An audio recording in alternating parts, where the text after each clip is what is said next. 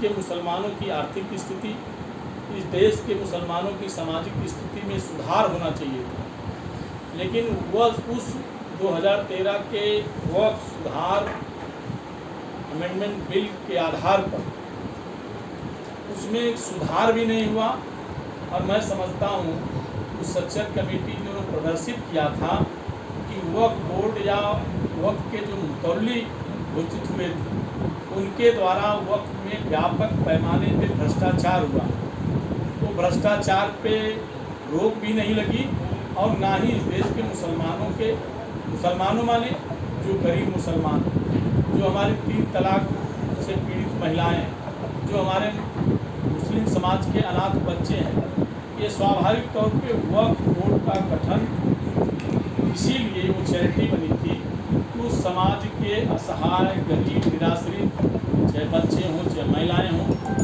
उनके भरण पोषण का या उनका शैक्षिक स्तर ऊंचा उठे, उससे होने वाली आय से, वक्त से होने वाली आय से उनके जीवन स्तर को ऊंचा किया जाए। मुझे लगता है कि आज़ादी के इतने वर्षों बाद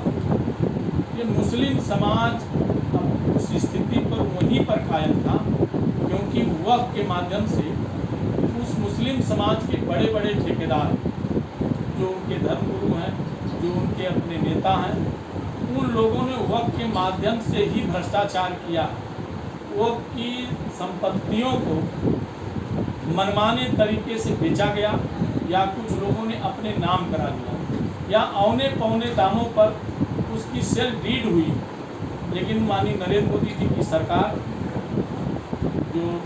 इस देश में एक 3 तलाक के माध्यम से मुस्लिम समाज की महिलाओं में आमूल परिवर्तन लाने का प्रयत्न किया था, मैं समझता हूँ कि ये वक्फ सुधार अधिनियम 2025 का ये निश्चित रूप से इसके माध्यम से मुस्लिम समाज के जो वक्फ बोर्ड से संचालित होने वाली संस्थाएं या उससे होने वाली आय,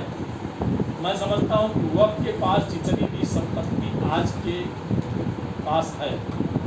लोग कहते हैं कि देश में सबसे ज़्यादा संपत्ति रेलवे के पास है और रेलवे के बाद अगर इस देश में किसी संस्था के पास है तो वक्फ के पास है। और उससे अब तक जो सरकारी आंकड़ा 2006 में सच्चर कमेटी ने रिपोर्ट किया था कि जितनी संपत्ति 4 लाख हेक्टेयर जितनी संपत्ति है, उससे प्रतिवर्ष 12,000 करोड़ रुपए का आमदनी इस वक्फ बोर्ड को होना चाहिए पूरे देश में। और उतने से अगर स्वाभाविक तौर पे इस देश के असहाय, निराश्रित मुस्लिम बच्चों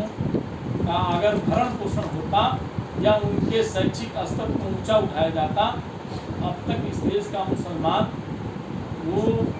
जो हमारे समाज में निचले तबके के लोगों से ऊपर उठ करके ऊपर के पावदान